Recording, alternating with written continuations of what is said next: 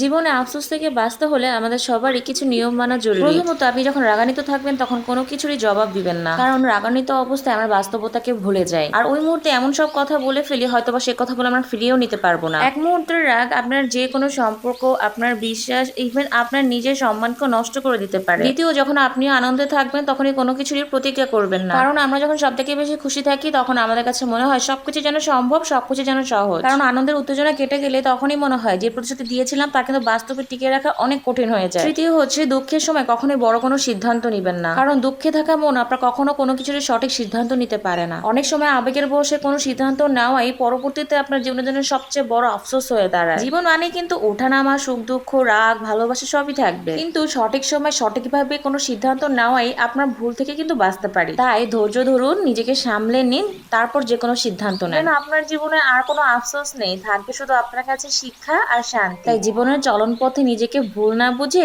আগে নিজেকে সময় দাও, আগে নিজেকে বুঝো।